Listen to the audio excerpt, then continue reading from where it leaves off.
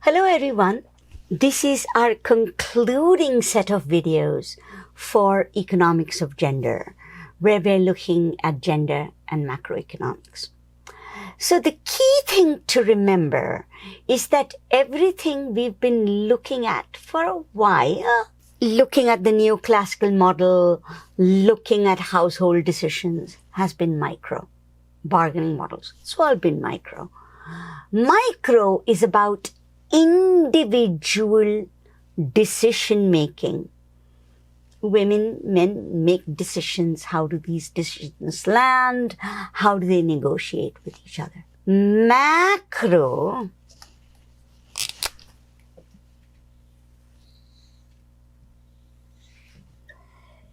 is systems thinking.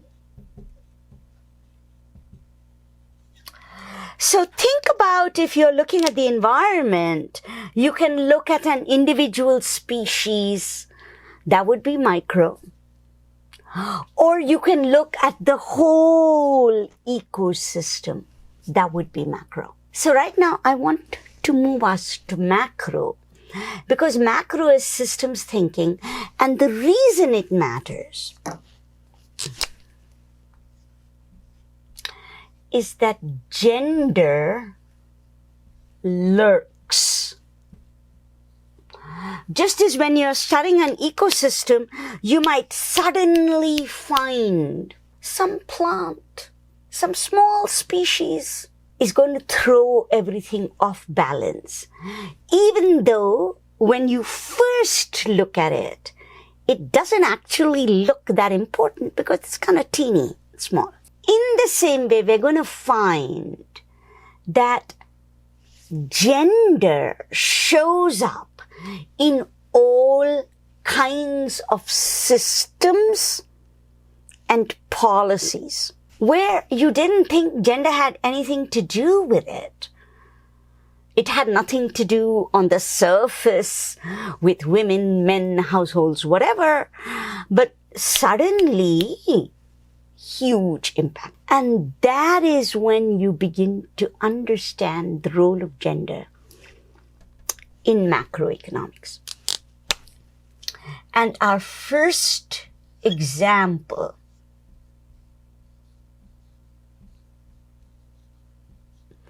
is going to be called structural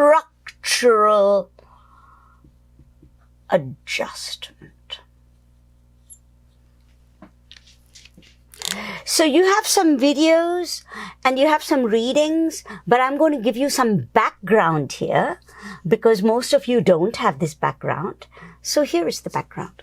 In the 1960s and 70s, after World War II, we had a project of development. Third world countries were encouraged to develop, and very few people thought that doing things like promoting agriculture for export, promoting market-based green revolution, fertilizers and seeds, very few people thought anything had anything to do with gender. I mean, for God's sake, I'm just doing technical stuff. Esther Boserup wrote a wonderful book called Women's Role in Economic Development, where she starts to track how the development thinking of the 60s, 70s essentially focused on for market, privatized agriculture as the way to support development. Here is a very interesting, unexpected consequence.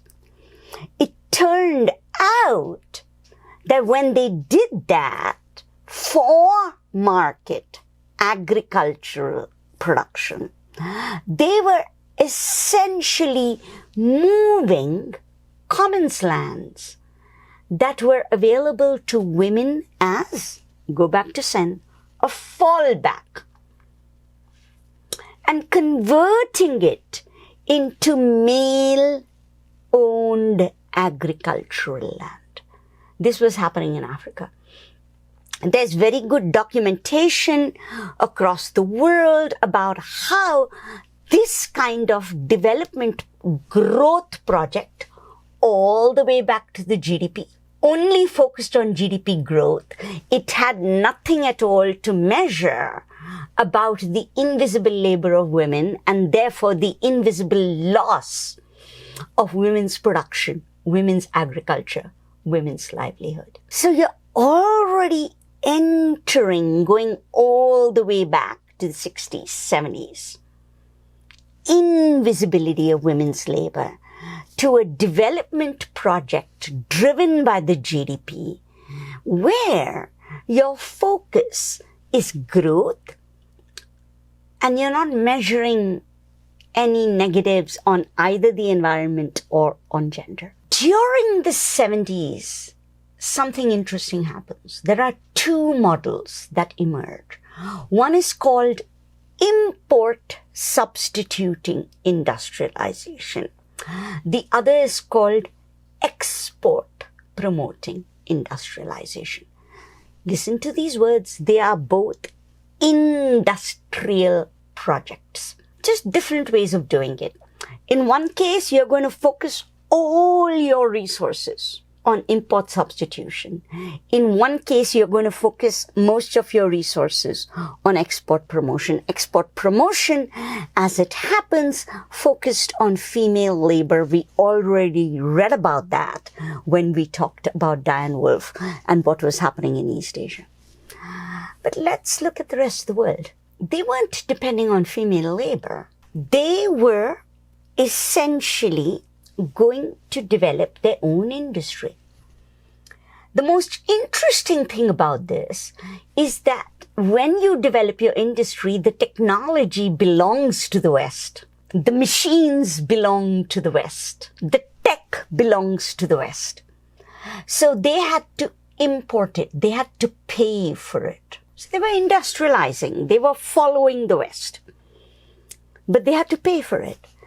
And then, for global financial reasons, if you take economic development or if you take international political economy or international finance, you will learn more about this. It is beyond the scope of this class to learn what happened. 1982, Mexico declared they lacked the foreign exchange to pay for their debt. They had borrowed money to pay for their industrial policy. They couldn't pay it back. And this is not just because they were profligate or they weren't exporting. Mexico was actual oil exporter. So here is a country that has oil, that's exporting oil, still cannot pay its debt. And once Mexico says this, country after country after country begins to note we lack the capacity to repay for the borrowing we took to finance our development. What does all this have to do with gender? This is clearly a macro question. It's a systems question. Why did they end up there? How are we to handle this? And here is where gender enters macroeconomics.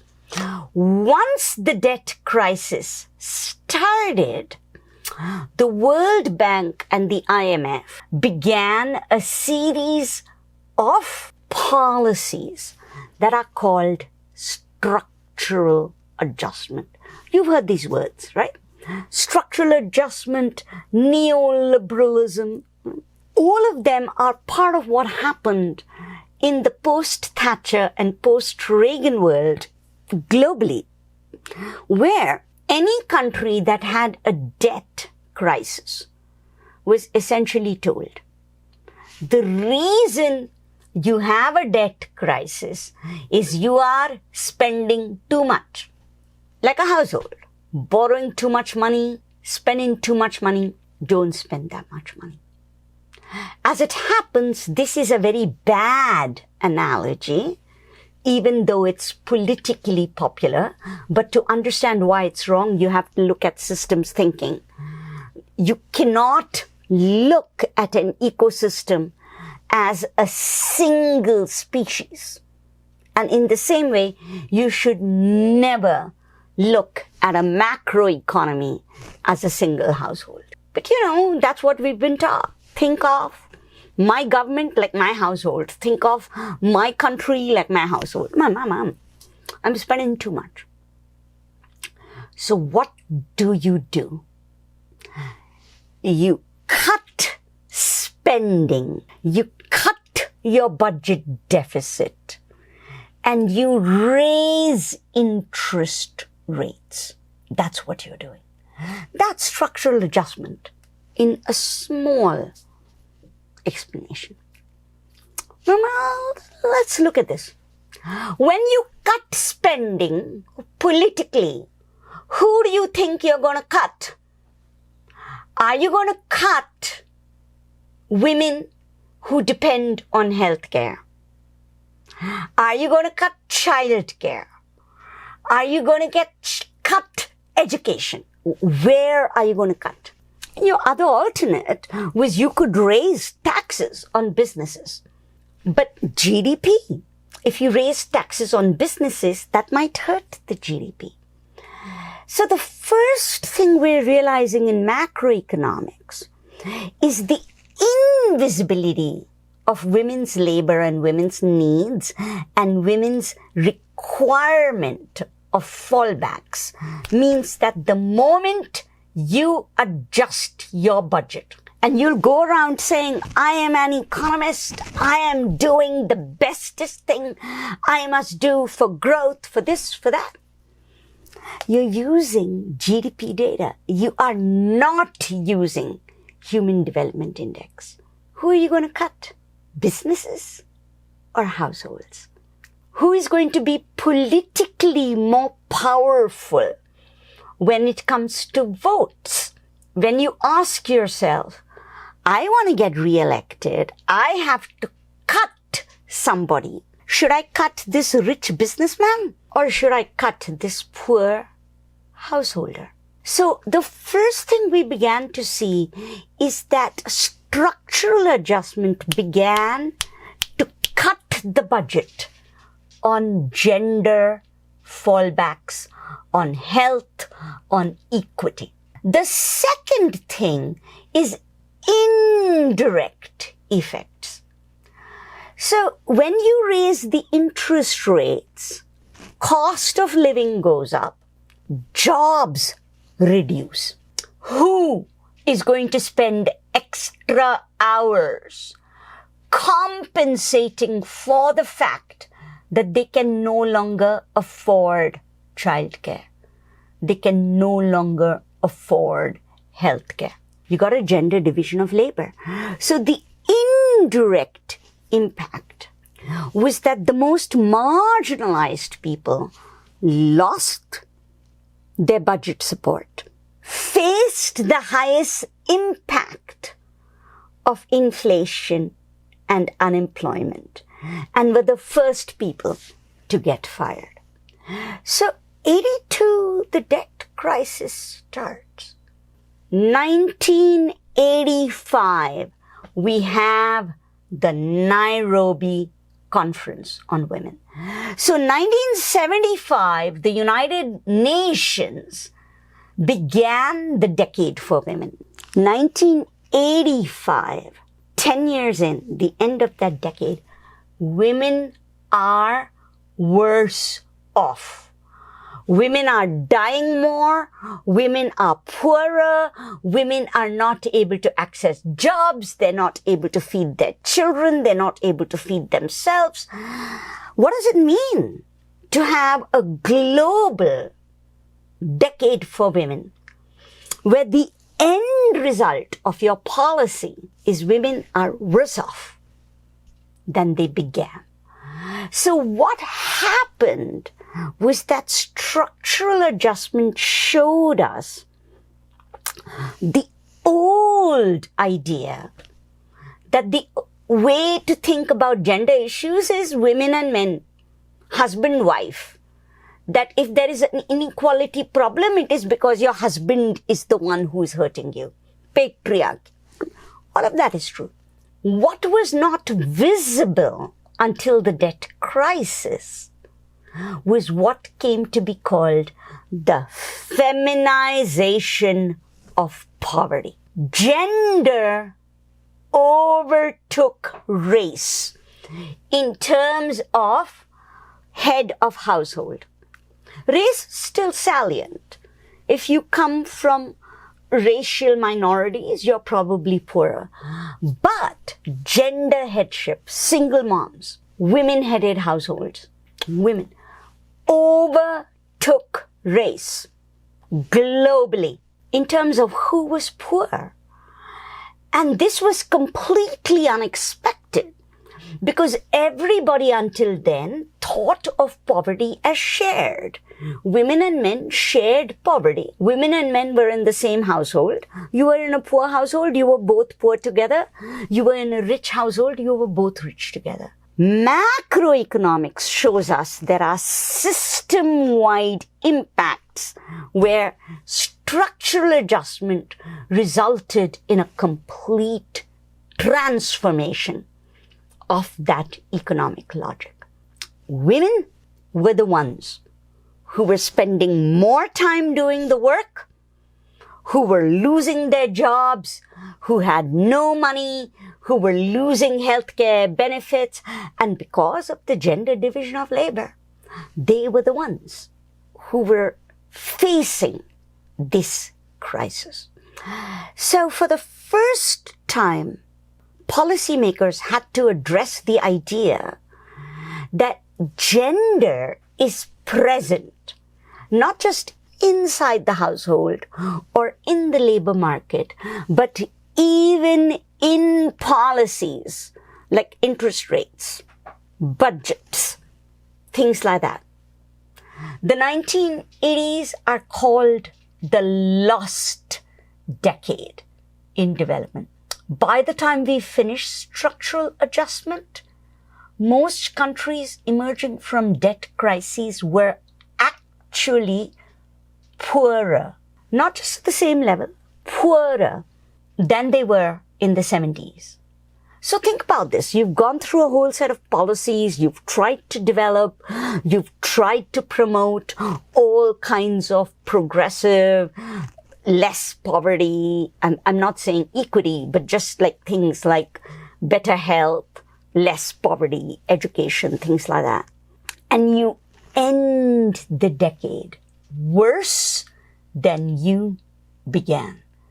So what the debt crisis showed us was that we need to start looking at gender in policies that don't announce themselves as gender, but they have gender impacts.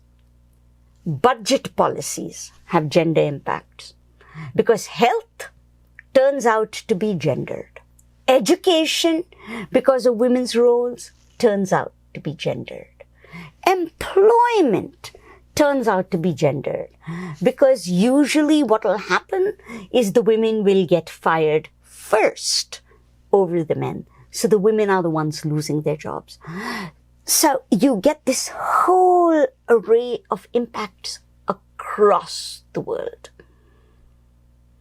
Out of the videos you're watching, in particular Diane Elson and the articles you are reading by her are going to be really crucial for understanding how the debt crisis and structural adjustment brought macroeconomic policy to the center of economics of gender.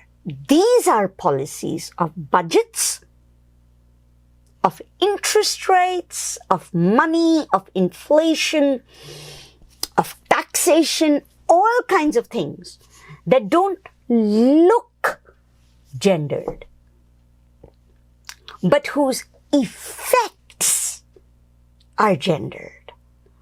And so a gender analysis does not only focus on policies that announce themselves as gendered, as we have done so far when we've looked at fallbacks for LGBTQ people, marriage law, divorce, whatever.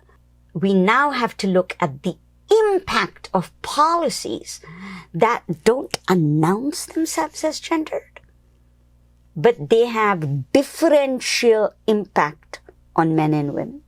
Someone once said, the law in its majesty makes it equally illegal for the rich man and the poor man to sleep under the bridge. Neutral law. Anybody who sleeps in their car, anybody who sleeps under the bridge, anybody who sleeps in a park, everybody is going to be put in prison.